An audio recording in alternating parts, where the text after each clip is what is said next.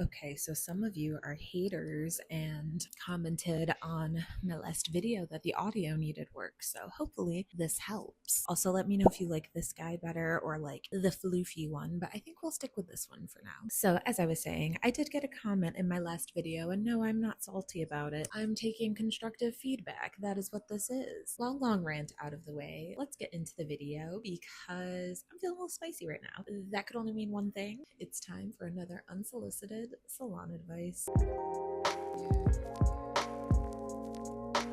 So this one's a short and sweet one, and like I said, I'm feeling a little spicy, but it doesn't really require that much spice. So I'm gonna try to shoot a few videos today. My goal is 2 minimum and 3 at the most, so we'll see how that goes. So if you're watching a future video and I'm wearing the same outfit, no, I'm not. Mind your business. Welcome back to another unsolicited salon advice. I'm Mo. I'm a hairstylist and studio suite owner, sharing all things beauty and lifestyle here on the internet. Today's story is short and sweet, so I would like to get a nice friendly dialogue going in the comments down below. Don't be rude. Don't be rude. Are you? If you're a hairstylist, if you're an esthetician, even just a client, spoiler alert, I'm pretty sure that this person was a client.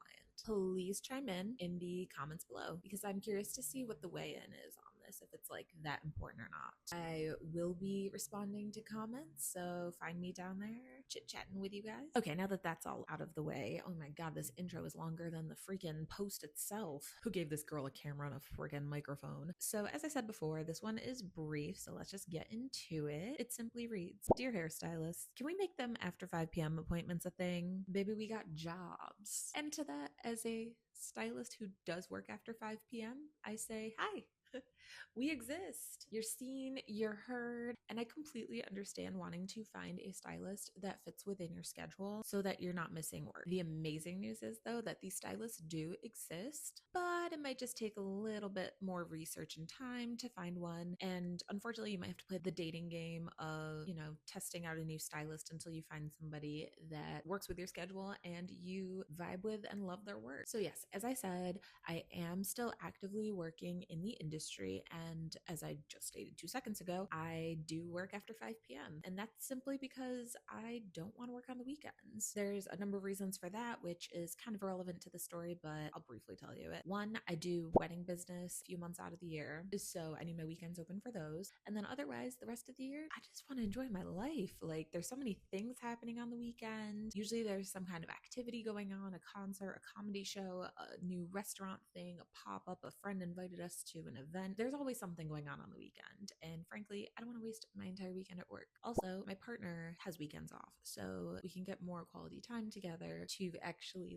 connect and hang out and do things together. A long-winded way just to say that I do work until 8 p.m. Monday through Thursday. So let my face be a reminder that we do exist. Stylists that do work after 5 p.m. are a thing. Not everyone's trying to be done at work by 1:30. Kudos to those who are, but we can't all do that, mama. Not happening. Okay, so some alternate options to a weekday appointment. Hear me out. Probably not gonna like it. You could book a weekend appointment. Don't want to give up your weekend? I totally understand that. However, that is the trade-off if your stylist doesn't offer evening appointments and has weekend availability. Okay, so I think now is a good time to present a hard pill to swallow, and that is, if you love your stylist, you don't want to leave them, but you can only come in for an appointment outside of the regular hours, one of two things typically will end up happening. You're going to have to pay more for your service to be seen outside of their hours, or you're just going to have to make the appointments work within your schedule. I know, you're probably thinking, what do you mean pay more for my services?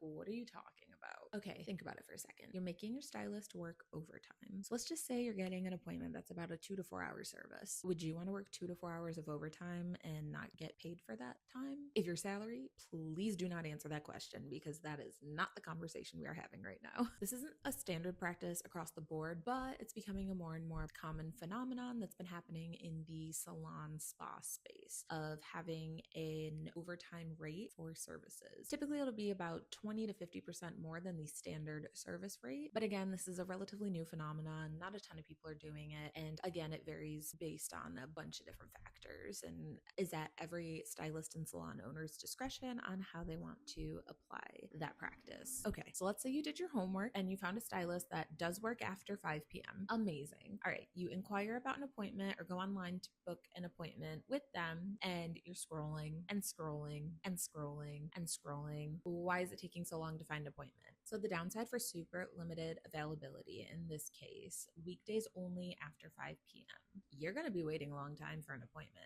especially if you haven't already pre-booked. I'll use myself as the example because I know my business. I don't know anybody else's. So for me, I specialize in lived-in color and hair extensions. The minimum time a client is booked with me is 2 hours. Again, that's at a minimum. And then my studio hours are 11 a.m. till 8 p.m., Monday through Thursday. So with that information, that means that the last 2-hour appointment of the day would have to be at 6 p.m., no later, because then I'd be running over, and then we get into that territory. So once we look at the calendar, remove all these numbers. So that means there's only 4 opportunities for you to book within that week in those time constraints. That equates to 12 appointments a month that would be open for a 6 p.m. booking. And this, again, is with me and my schedule specifically. 12 appointments, not bad, right? Well, that's until you take into account that there's also pre-booked appointments that already could be scheduled within that time frame. So those 12 openings could narrow down to about maybe 1 opening a week or 2 for the entire month. Not the best odds, huh? So while I am a stylist that chooses to work later so that I don't have to work on weekends, I'm also in a situation where I'm not married, I don't have kids. My partner also has a pretty demanding job and his schedule can fluctuate throughout the week as well. And my overall lifestyle just makes it easier to have the opportunity for an evening appointment to be available. Some stylists choose to be done working by 5 because they have a family, they have kids that they have to either pick up from school, after school sports or activities or daycare or wherever they are. Some stylists just have other obligations that require them to be outside of the salon at that time. Some work 7 days a week, but have a super shortened schedule of about 8 a.m. till 2 p.m. And then you have stylists who just simply don't want to work evenings, and that's their right to.